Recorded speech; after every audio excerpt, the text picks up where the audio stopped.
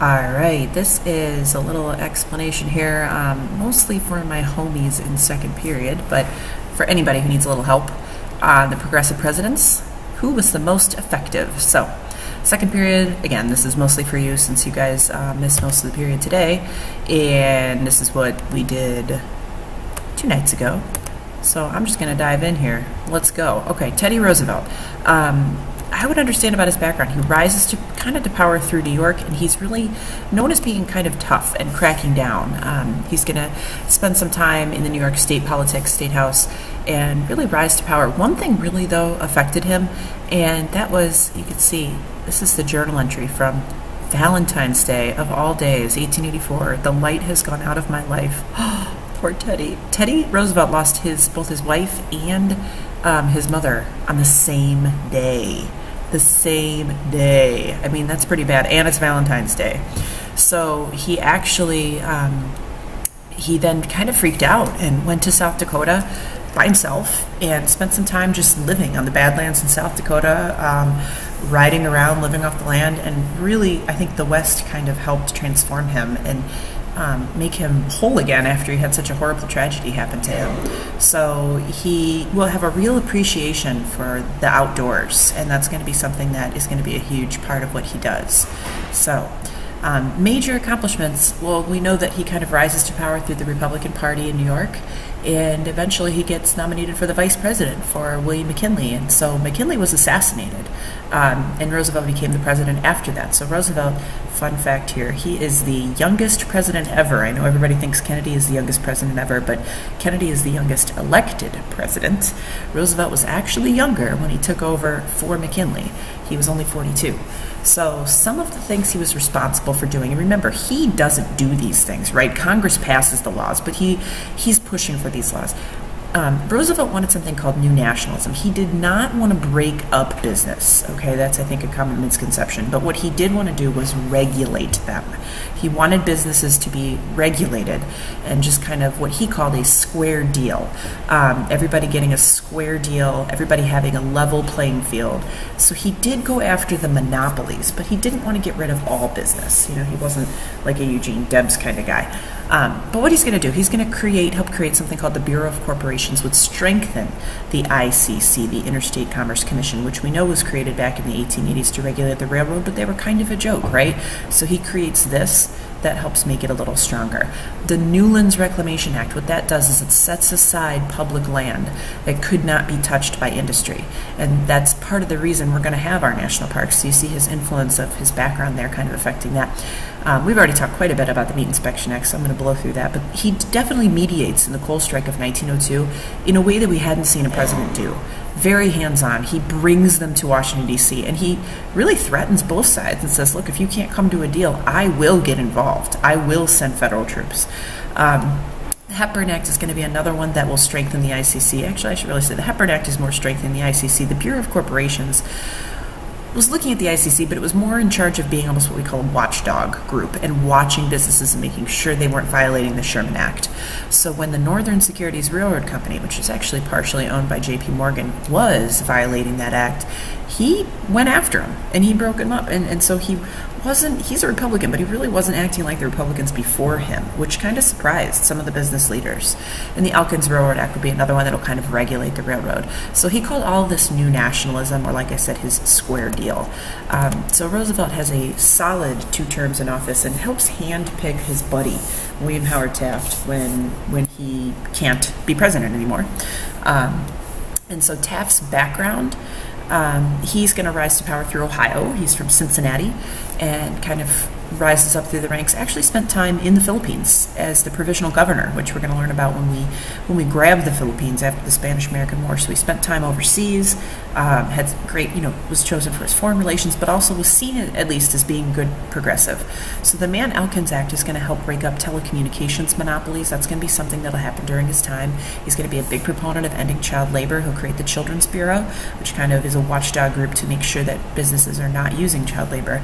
But he's going to break with Roosevelt in a couple ways. We're going to see the Payne-Aldrich tariff will definitely raise tariffs, which the progressives were not as much of a fan of. They kind of wanted a lot more of a I guess we should say, more opportunities to trade.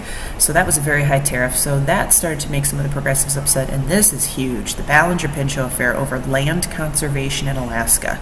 So basically, Taft was supporting this guy, Richard Ballinger, to be the Minister of the Interior in Alaska. Pinchot was Roosevelt's hand-selected guy, and Roosevelt picked Pinchot because he knew he was a conservationist. He knew he was all about preserving the land. And so when Taft broke with Roosevelt and picked Ballinger, not only broke up the friendship, but it really broke up the entire Republican Party. And that's why we're going to see in 1912, Republicans aren't going to be able to win. We'll see the Democrat Woodrow Wilson win. Roosevelt will actually run again as a third-party candidate, which officially was called the Progressive Party, unofficially nicknamed the Bull Moose Party after Roosevelt because he was strong as a bull and stubborn like a moose. And but he wasn't able to win. I mean, we've kind of seen that anytime a party splits, it usually means you're not going to win because you're dividing those electoral votes. So with that, then, we see Woodrow Wilson. So Woodrow Wilson is our only Democrat during the Progressive era. And ironically enough, he actually acts a little more conservative definitely than Roosevelt. Roosevelt's the Republican who's acting more liberal, right? Woodrow Wilson wants to somewhat deregulate a little bit and kind of lift some of the regulations. That's what he called his new freedom. He still wanted to go after the trusts, but he did want to deregulate a little bit and let businesses have a little bit more freedom to make choices that they wanted. So he's going to support the Clayton Antitrust Act, which again is going to go after the businesses that are violating monopoly law. But he's going to lift other things. We're going to see he's going to have the Underwood tariff is going to be another attempt to try to deal with imports. And the Federal Reserve and the FTC, these are huge. These are things we still have today.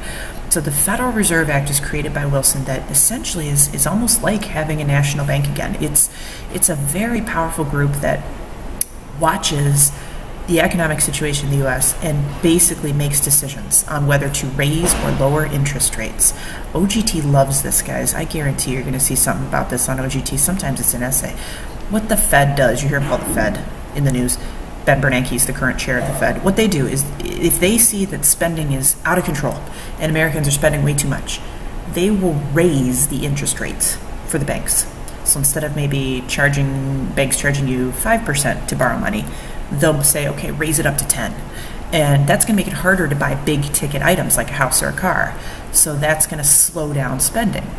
On the flip side, if spending is slow, like right now, we're in a recession right now. Well, technically we're coming out of it, but you know what I mean. Spending is slow. They want to encourage spending. They're going to lower those interest rates so that it's cheaper to borrow money. So it makes you want to go out and buy that car or buy that house that you've been thinking about buying. Okay, so that's what the Federal Reserve Act does. It's a tremendously powerful group. There's going to be several branches across the United States of Federal Reserve banks, and we actually are pretty lucky to have one here in Cleveland. It's a really cool building. I hope to take you guys there after the test. There's some really cool stuff we can do there. The Federal Trade Commission is going to be another group that's going to be a watchdog of the stock market and keep an eye on things, keep an eye on businesses, make sure they're playing fair. So you definitely see progressivism here. Also, under Wilson, we will see the 19th Amendment will be ratified during his era. And even though, as we saw in the film, he wasn't necessarily a huge proponent of that, Wilson definitely, his background was coming out of Virginia. He's going to drag his heels on civil rights for sure, as many progressives were not at all in favor of civil rights, which we said is kind of something that was a little hypocritical about them. So, which we could really kind of say is one of their failures. So, when you're looking at the progressive failures, did they stop poverty in the cities? I mean, I don't have to tell you guys that. Anytime you drive downtown in any city, not just our own, you're unfortunately going to see people that are struggling. And it's just something that tends to happen in American cities as the suburbs grow, as transportation increases, so as people flee the city. So they don't stop poverty, which was a lofty goal. I mean, it's not easy to do. The Republican Party breaks up, and that hurts the Republicans for a while. They'll come back kind of full strength in the 1920s, but that definitely hurts them. Washington, whoa, I can't spell. Yeah, that should be Washington right there. We know that Washington and Du Bois, this guy, W.B. Du Bois, are going to they have very different ideas about what we should do. They're both important leaders to understand at this time, but because they feel like the progressives really just aren't listening, we're going to see that the NAACP will be formed in 1909, Niagara Falls, which is called the Niagara Movement, and the National Association for the Advancement of Colored Persons. The attitude is, well, if no one else is listening to us, we'll do it ourselves. And that's what Du Bois was saying when he said we should focus on the talented tenth of African Americans to lead this. So we start to see a little bit almost separatism, kind of the attitude from African American leaders that, well, we'll do it ourselves. If no one's listening, we'll have our own things. Carter Woodson creates the Journal of Negro History. This is the precursor to things like what we'll later see as things like black entertainment television. It's the same kind of idea. It's the idea was, well, we're not getting represented in the mainstream, so we're going to have our own. We also see it wasn't just African Americans that the progressives kind of dropped the ball on, but definitely the Gentleman's Agreement is something that Roosevelt does that will restrict Japanese immigration and also not allow Japanese who are in the country to hold citizenship. And that's going to be something that's going to anger Japan. File that away, because that'll come back, in 1941. And Prohibition, of course, was a grand experiment that was a complete failure. Did not stop crime. If anything, it made crime increase in the cities because it created a huge black market. So the progressives, they did a lot. We don't want to downplay that, but they weren't perfect. And they definitely, they dropped the ball on a few things, and it's going to be up to future leaders to deal with that. So hopefully this helps give you a little bit more background, especially for second period. And if you guys have any questions, just come on by, especially in seminar. We can go over it some more. So good luck on the test.